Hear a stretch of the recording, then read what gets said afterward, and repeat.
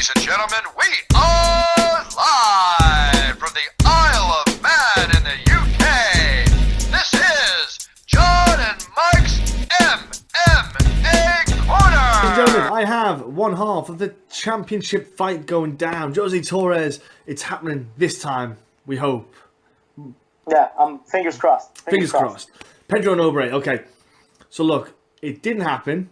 But the thing is, what I really like about it is that you haven't had a long time off between the bouts. You know, the next card, this next card came pretty quick. The fight got rearranged for this one. So I imagine you've not really done too much apart from got your weight up a little bit, obviously, in that time period, because you obviously were cutting, etc. So are things just being kind of like going back to normal? Yeah, it was funny because when he called me, Lex McMahon, to tell me that the fight was off, he was like, hey man, it's Monday, I had all my clothes on, getting ready to go run. I'm only like 5 pounds overweight, so I've already dropped, a good amount of weight. And he's like, hey man, Pedro Nobre's hurt, he'll be out for a while. I go, so you're telling me, he goes, yeah, the fight's off. I go, and I missed Thanksgiving? He goes, yes, you missed Thanksgiving. I was really upset about that. So, immediately I actually called TJ Dillishaw up because I was down in Denver, Colorado at Muscle Farm headquarters, team elevation training with, Joseph Benavidez, Tim Elliott, TJ Dillishaw, Juan Archuleta, Brandon Moreno, and Eric Shelton, with Carlos Hernandez, who's also making his pro debut with me. It was awesome. We had some good goes, and TJ asked me right after my fight if I was healthy to go back to Denver to help him train for John Lineker. So I was cool. Like, sure, why not? Like, hey, the fight's off. Hey, man, can I come back up? So, he flew me out there, paid me while I was out there, and I was the only sparring partner for 3 weeks to help him for John Lineker, which is a very, very good sign because, again, I'm only 3-0. I'm not in the UFC yet. This guy is the former bantamweight world champion for the UFC, and he's a phenomenal fighter. So to have him pay me to go out there and just be his only sparring partner and to be able to hold my own against, again, one of the best, and I believe is still the champion, and soon to be again, it's just awesome to know, and I just believe I'm way more prepared for this fight to go against Pedro Nobre now. Man, that performance that TJ put on against Lineker.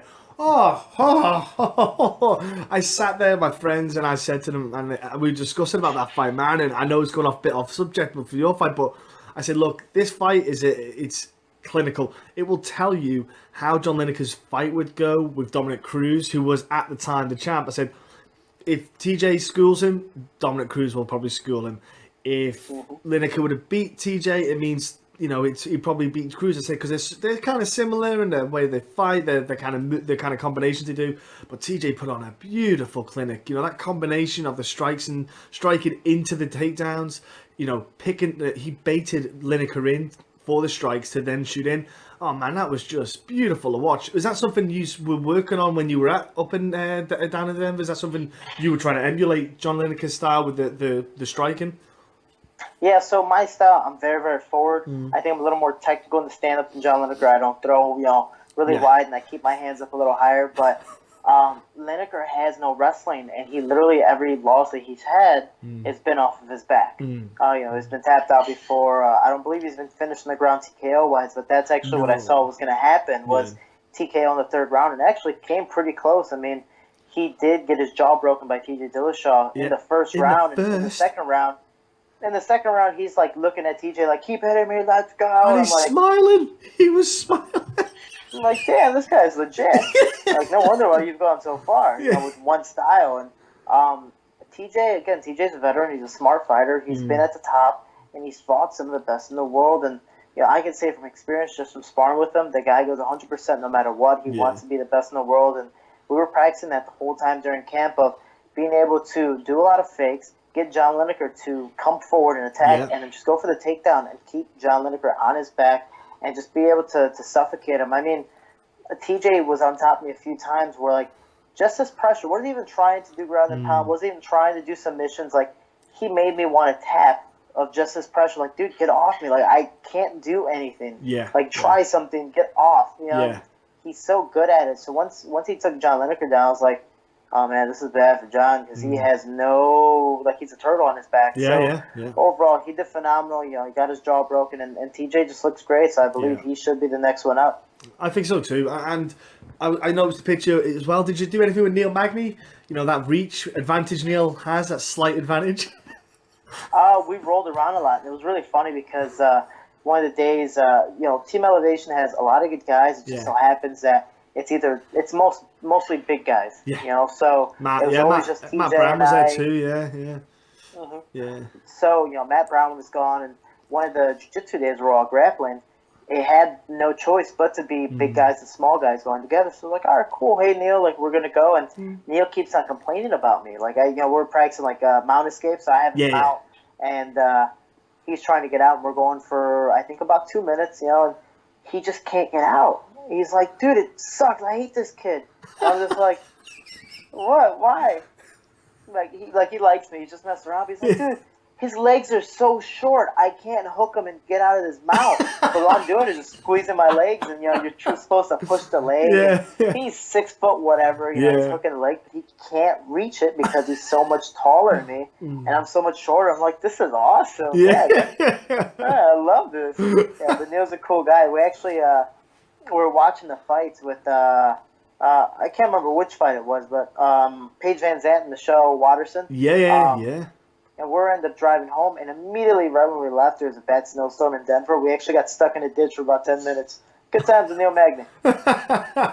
Man, it sounds like, that Muscle Farm place looks legit. Like, man, they have kitted that out, and it looks fantastic. They obviously get a load of people there. You must obviously be enjoying the experience of going around different places. So where have you been then for the last, say, four weeks? Where are you going to be for the end of this fight camp? Are you still going to be there, or are you going to be back home? What's the score? So I got back home for Christmas Eve. Immediately told my nutritionist that I was not at all going to miss Christmas. I missed Thanksgiving. Wasn't going to miss Christmas. The good thing is, again, I do manage my weight. It is a lifestyle for me now. I'm under the nutrition lifestyle. And so I wasn't too far off. And I ended up going home for about a few days. Ended up driving down to St. Louis and hanging out with my fiance and just, she's down at school. I'm already in shape. I was ready to go December 2nd, so I don't need to keep on sparring and killing my body, killing my brain. So I was already in shape, keeping my cardio up. Drove back to Chicago, stood there for a week. And I'm actually right now in New Jersey with Louis Giordano Nutrition, getting my weight down. I actually weigh 131 and a half 7 days out. So I'm already ahead of schedule. I'm, less than 6.5 pounds away. So I'm already there, man. I'm just ready. So right now I'm hanging out here until the week of, and then I'll fly down to Miami. And, I'm really, really hoping Pedro Nobre shows up and the fight goes on, because this is my UFC deal-making fight, and he's pushed it back now 2 months now. So I'm just really, really excited. Again, it's, win or lose, I just want to fight the guy. And overall, I just want to fight. He's a great fighter. Yeah, he is a legit great fighter, And the fight he had with Tim Elliott, the dude is legit. He's been around for a while. For you, it's a great marker for your career. It's a great way for you to go, man, where am I? Where am I at? Where am I physically and ability-wise at? He's a good marker, Look, I really do believe he'll be there. It's not like there's no way I can imagine him pulling the same stunt twice.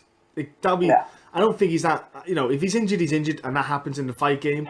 Look, you've been injured in the past from probably just like I've done it as well. I've been walking down the steps, and you slip and miss a step, and you fall on your backside, and that's you out. For a few days because you bruise your coccyx. Anything daft can happen. It happens, man. It's the way it goes. But I reckon he'll be there.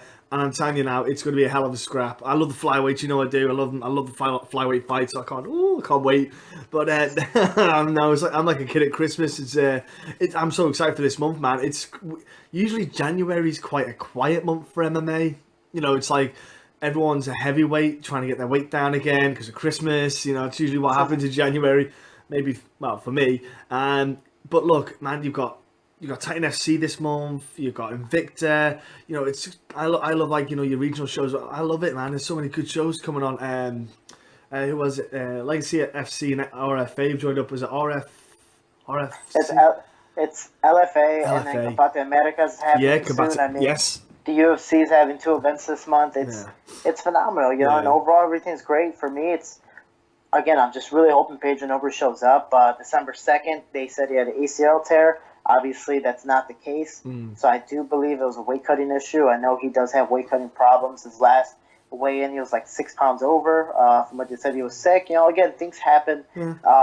I'm just hoping this time, again, like you said, that he has respect not to do that twice and to come in, even if he's overweight, just put on a show, not just for me, but just, for the fans. You are a professional fighter. Yeah. Come on out, and if you don't make weight, hey, man, technically now it's becoming the trend with all these fighters missing weight. So just, let's put on a show for the fans. And again, we're the main card, so let's have some respect for each other. And that is the thing. He should at least, if he knows he's not going to make the weight, message you the week of, and say, look, I'm probably not going to make the weight. I want to give you a heads up. And then you can agree saying, look, as long as you make it, as long as you're within X amount of pounds, as long as you're not coming in at 140 pounds, something crazy. Yeah.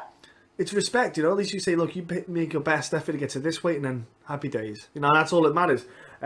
Look, I reckon the fight will go ahead. I think for Pedro Nobre, it'd be silly for him to miss out on an opportunity on that gold strap. It's an opportunity for him to have that on his waist, and it's a big thing to have, especially the amount of eyes that are going to be tuning into it. I think for him it'd be a silly move to make on his career. Definitely hurt his career anyway, if he wants to try and make himself a big name elsewhere.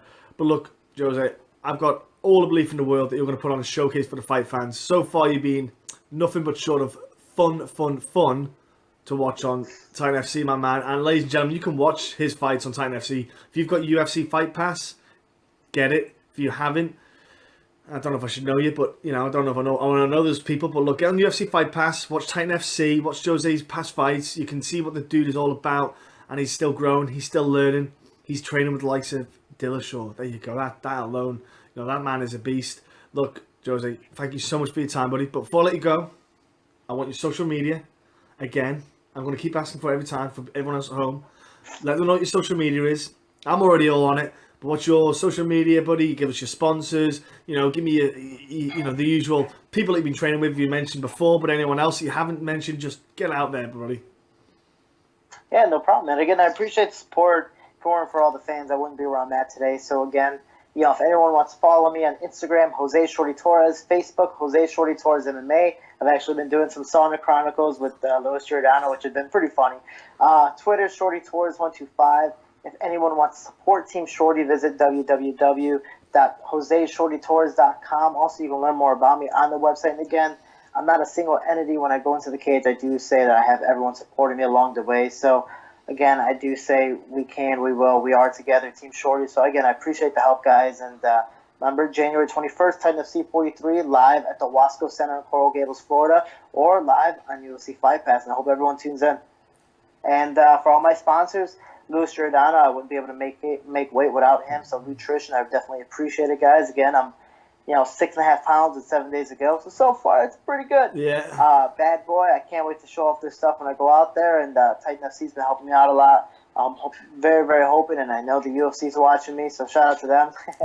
And all my sponsors, Prototype MMA, Eclin Chicago, Go Polar, Rocks Are Fades. Man, I have so many. It just keeps on going. But my team, Combat Dough, and actually, for people who don't know, I am the main event. I was a 2-time world champ as an amateur. There's also another 2-time world champ, William Starks, fighting on that card, and another teammate of mine from my home gym, another world champion, Carlos Hernandez, making his pro debut. So maybe we can have more guys follow my path and even surpass me. So, this is the start of a great beginning for these fighters. So I'm very, very happy. So please tune in, guys. Tune in, people. Yeah, it's all about those amateur ranks. It's all paying off. It's all starting to come through. The kind of world championships, the people that have competed in it, it's all starting to slowly come through. It will take a couple of years, and we're starting to see it pay dividends. Again, Jose, have a great fight, my friend. Enjoy yourself. I'll be watching across the pond. I'll be tuning in. I'll be tweeting away like a madman, trying to watch and tweet at the same time. Appreciate it, man. And the last person, Brian Levick, again, thank you so much. King Lev Communications. If it wasn't for him, I wouldn't be doing all these interviews and meeting all these great people. So thank you so much. Cheers, Jose. See you later, buddy. Bye, man. Take care, man. Bye-bye.